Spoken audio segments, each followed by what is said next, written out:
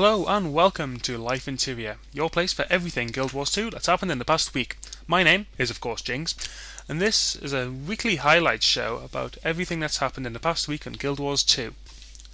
This is the pilot episode because Guild Wars 2 is of course still in beta, but when the full game is released on the 28th of August, you can expect Life in Tyria to bring you up to date with all the highlights of everything that's happened in Guild Wars 2. This week we'll be starting off with the Quest of the Week. Yes, indeed, the quest of the week can be found in the Sylvari starting area at level 1, where you will encounter this tree dragon. Yes, indeed.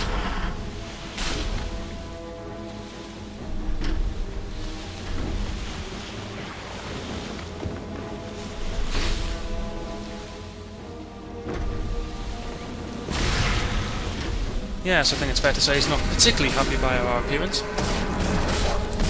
But no matter, we shall persevere. Right, now to do this quest, all you got to do is kill the big dragon. Preferably before he kills you. Now you won't have all your abilities yet, because you unlock your abilities in Guild Wars 2 by using the previous abilities. It is fairly fast, so you won't be stuck on your first ability for very long at all, really.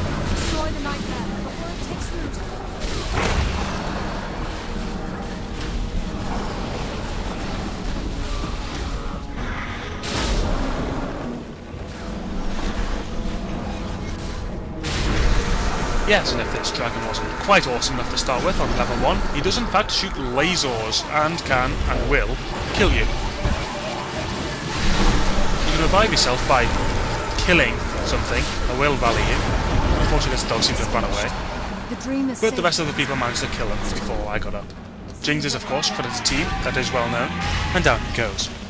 And that didn't even make our Monster of the Week. No, our Monster of the Week this week comes from, again, the Sylvari starting area, but this time in the personal story. Yes, indeed. Berserlak is his name, and slaying fools is, of course, yes. A knight in full armor attacking defenseless innocents? That isn't right. Why don't you fight me instead? I'd love to. I've killed many in my quest to find the exceptional individual who can defeat me. I doubt you're it, but we'll fight anyway. You dare underestimate me? I'm the guy who died to the dragon at level 1. Yes indeed, Berserlak is our Monster of the Week because, as avid viewers of animes will know, the only way to defeat a supervillain is to kill him 3 times. Once or twice just simply isn't enough for people who are this evil. And as you can tell, this fight does drag on a bit.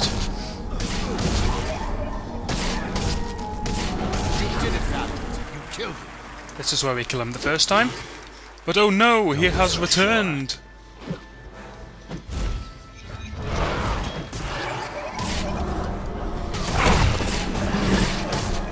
This is where we kill him the second time. But of course, we would not be foolish enough to know that Berserlak has gone already. What a waste of time.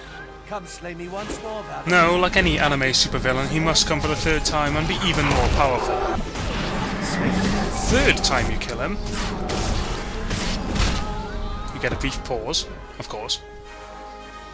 Only for him to come back up again and be completely invulnerable to everything before bowing and delivering a crude speech. A valiant.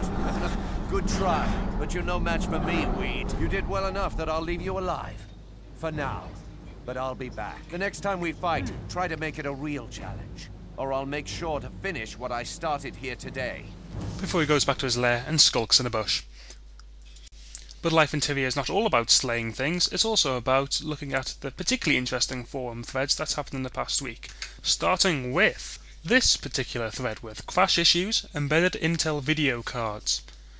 This particular thread shows you the minimum specifications you will need for Guild Wars 2, both on beta and launch. It's got a few replies, and I think it is quite strict, in that if you do not have this, then you will not be able to run the game. It's worth checking this just in case you are thinking of buying Guild Wars 2, and just seeing if your computer can actually do it. Another quite interesting thread is this one. It goes by the name of FPS Problems Help Us by Providing Info. The original thread starter, Mr. Convers.2608, claims that he's having very low frames per second, and that if anybody can help him.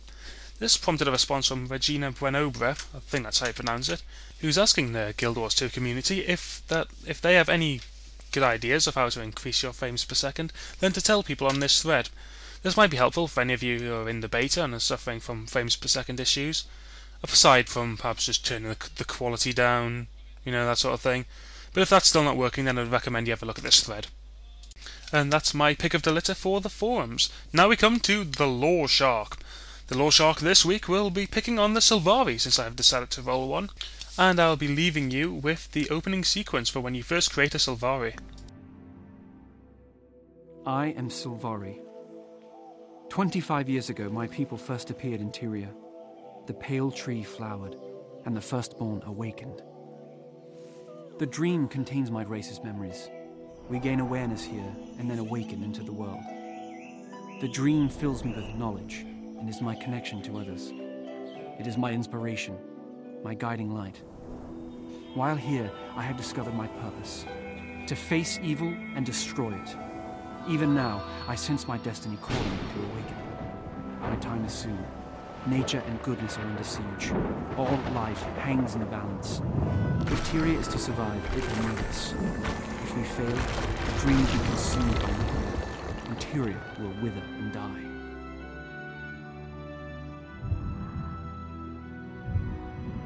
I dream of battle. The voices of my people whisper of warfare and the storm of combat.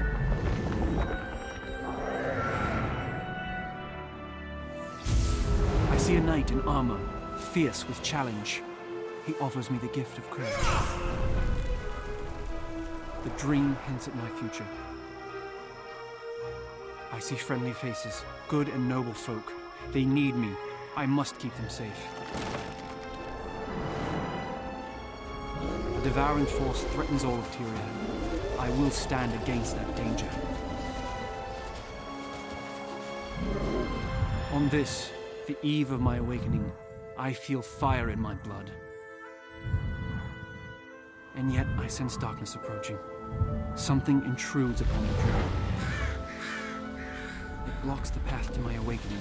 Before I can enter the world, I must first face this evil and vanquish it.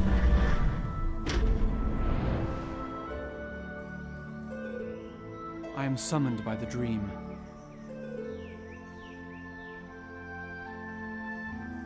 This is my story.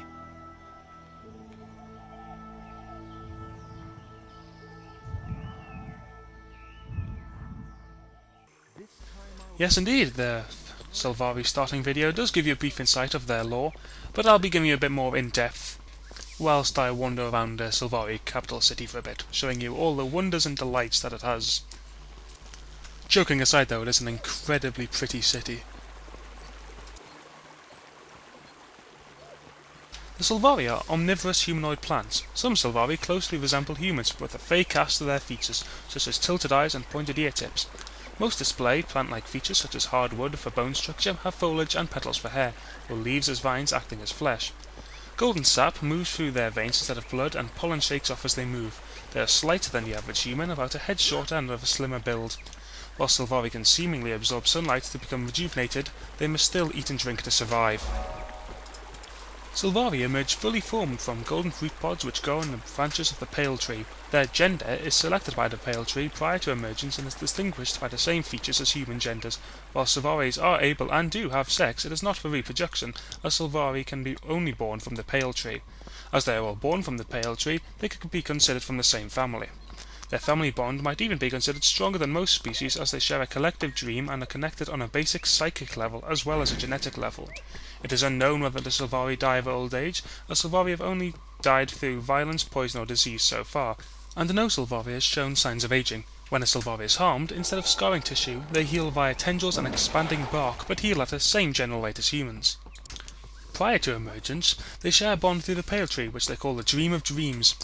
In this dream, a growing Sylvari is exposed to the consciousness of the pale tree and the vast pool of knowledge and memories of what every other Sylvari has thought and have learned of the world so far.